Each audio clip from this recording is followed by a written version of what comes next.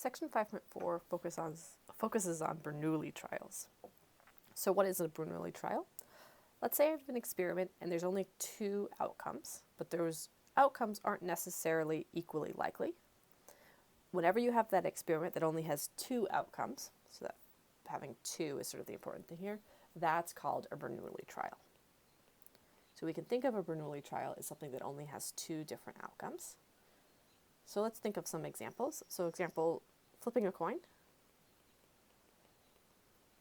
The 2 outcomes are heads, which has probability equal to 0.5, and tails, which has probability equal to 0.5, assuming it's a fair coin. But I could also have something like having a disease. So we could either, yes, have the disease, and maybe that has a lower probability.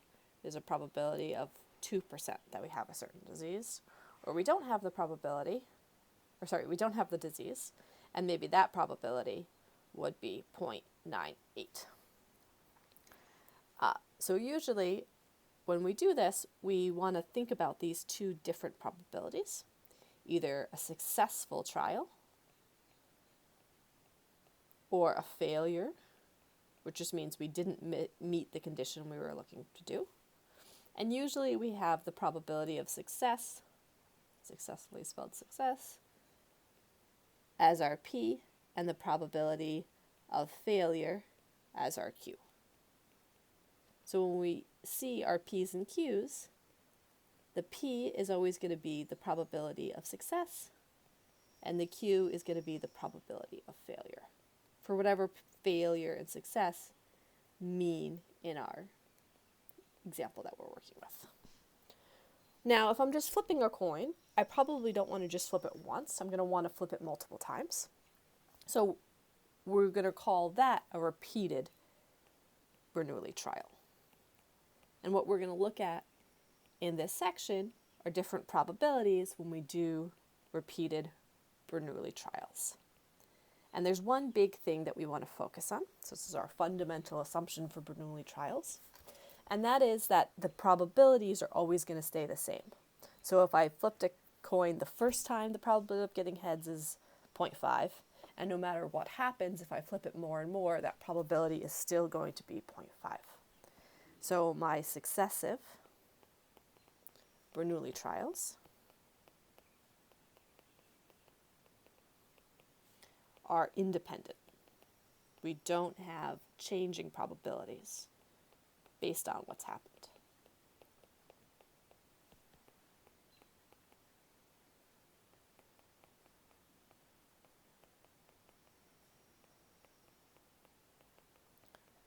So before we had some examples where we were taking balls out of an urn, but we weren't putting them back in.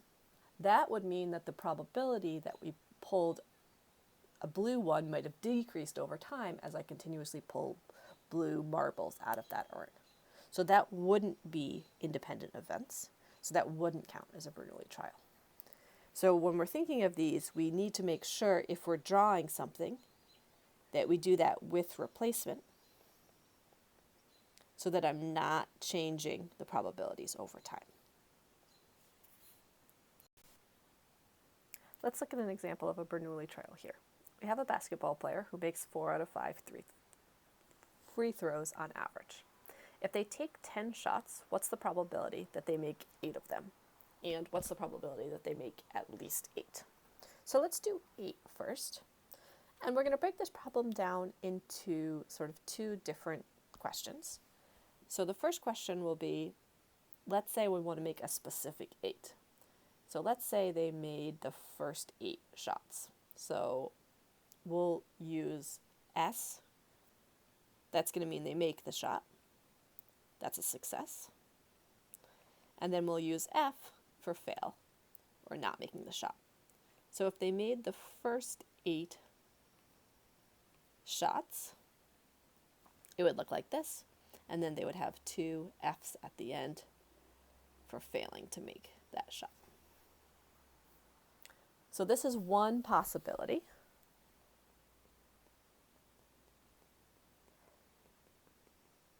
of making 8 shots. Let's think about the probability of that. Well, I know the probability of making a shot is 4 out of 5. And so they have to make the first and make the second. So I can use my multiplication principle to multiply those. And make the third, and make the fourth, and the fifth, and the sixth, and the seventh, and the eighth. And then they have to fail to make the ninth, and fail to make the 10th. So if the probability of making the shot is 4 out of 5, then missing the shot is 1 out of 5, so I have a probability of 1/5. So what I get here is 4/5 raised to the 8th power, because there was 8 ones that were made, times 1/5 raised to the 2nd power. Let's say I have a different way of making 8. So maybe I make some, and then I miss, and then I make some more, and then I miss, and then I make the last 2. So I've made 8 and missed 2. If I were to calculate out this probability, I would still have 8 4/5. So I would still get 4/5 to the 8 times 1/5 squared. So no matter what I do, if I've made 8 of my shots and missed 2, the probability of doing that is always going to be 4/5 to the 8 and 1/5 2. So this is the probability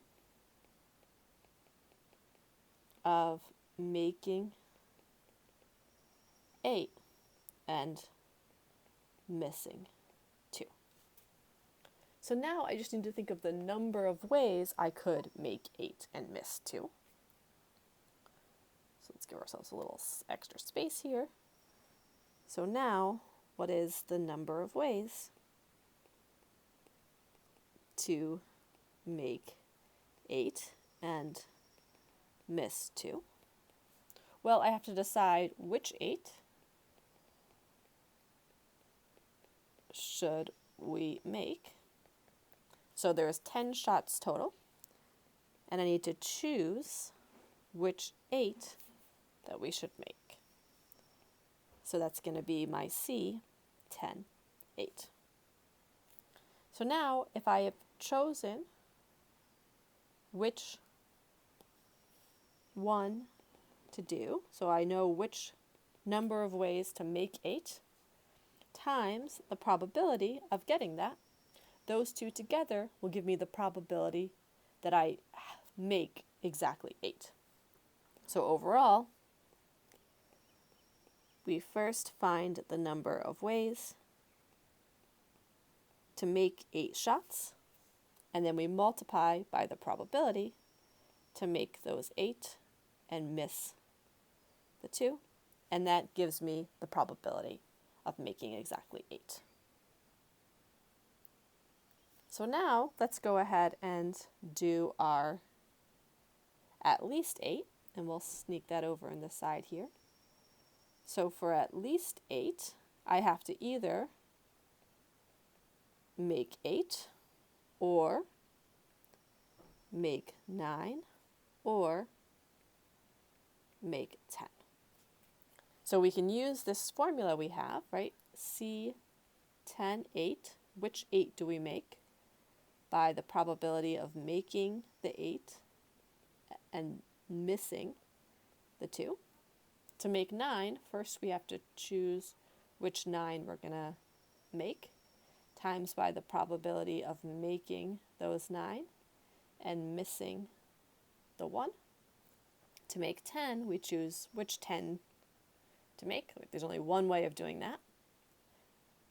Then we find how we have to make all of them, and then I'm going to have 1/5 to the 0. Remember, anything to the 0th power is just 1, and anytime I choose everything, that's also just 1. And then I would add these all together.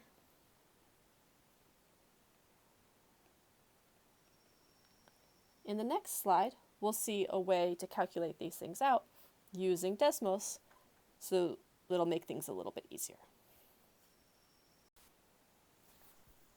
We've seen previously that in a repeated Bernoulli trial, if n is the number of trials, p is the probability of success in a single trial, and k is the number of successes, then the probability of getting k successes in n trials is cnk, or the number of ways to choose k objects from a set of n, times p to the k, again p is that probability of success, k is the number of successes you want, times 1 minus p to the k, where that 1 minus p is just going to be your probability of not getting a success, the probability of failure, and the n minus k is your number of failures. So this is just the generalized formula from the example we did in the previous slide. So we saw for the basketball example that if my probability of making a shot is 4/5 and I want 8 successes, then the probability of getting 8 out of 10 would be c 10 8 times 4/5 to the 8 times 1/5 squared. So what we want to see now is some ways that we can actually use Desmos to help us calculate this out. So let's go ahead and bring in a browser here. I'm going to pull up Desmos, and we'll move it over to the side so we can see everything at the same time. Fit that right in there. And we've seen that we can access this cnk function by going to Functions, and then Stats, and then NCR. So we can put our 10, 8, close parentheses. And now I just need to put in my 4 divided by 5. I need to hit the arrow to go over, back up to the middle line, 4/5 to the 8th power. So I hit that A to the B button to get that exponent. I'm going to hit the right arrow to go back down to that midline one more time, and then I'll put in my 1 divided by 5, right arrow, parenthesis, squared. And that gives me the probability here. So that probability was 0.3019. Let's do one more example. So let's say I roll a fair 6-sided dice and I do it 8 times, and I want to find the probability that I get 3 6s. So we can keep track of the different variables here. The number of trials I did was 8. The probability of success, well, I want to get a 6. It's a 6-sided die, so that's just 1 out of 6. The number of successes that I want is 3. So putting that together, I get that this probability is C 8/3 times probability of success 1/6 to the number of successes, 3 times the probability of failure, which is 1 minus 1/6, which is 5/6, to the number of failures, 8 minus 3 is 5. So we can also go ahead and put that into Desmos to calculate it out.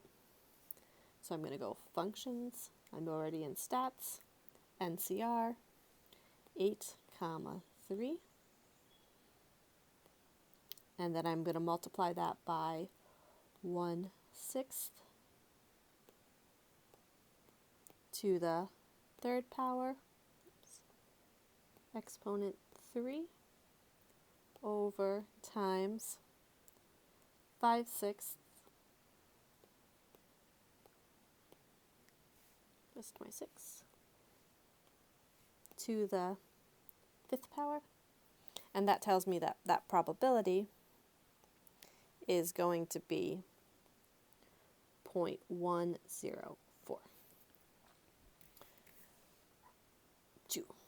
So there's actually another way that we can do this as well. So there's a built-in function within Desmos that's going to allow us to calculate out these without having to enter as much.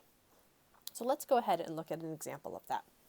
So what we're going to do here is we're going to go to Functions in Desmos, and then we're going to click on DIST for distributions, and then binomial distribution. So I'm going to go to a new line here, and I'm going to click binomial distribution. That brings that in for me.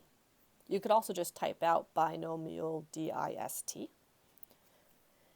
And then it's going to ask me for the number of trials and then the success probability.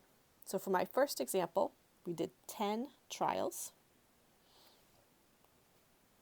And then my success probability was 4 out of 5. And we can close that parenthesis. And what it does, if we look at the graph over here, it's going to tell us, put a little dot for each different outcome. So I could have gotten 6 successes or 7 successes or 8 successes. And then the y value there tells me that probability of success. So we can see by reading off this value that the probability of getting 8 was that 0.302. So it doesn't have it to as many decimal places as the other one did. But if I want to get a more exact value, what we do is we go back over here to binomial distribution and we click the check box next to find cumulative probability.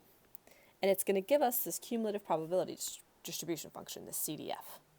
And it's going to allow us to enter the minimum number of successes we want and the max. So I want 8, so the minimum number is 8, and the maximum number is also 8.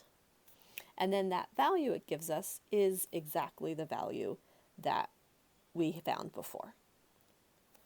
So let's go ahead and write this in so that we can kind of remember what we did. So we went to functions,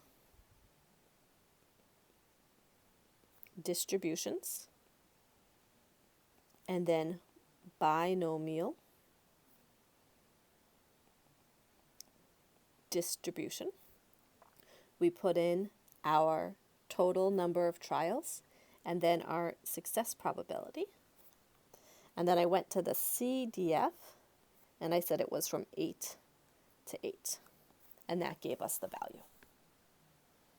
If we wanted something like at least 8, then I would do the same thing, but for my CDF, instead of saying 8 to 8, I would do 8 to 10, and that would tell me the probability of getting 8, 9, or 10. So if we look at our graph here,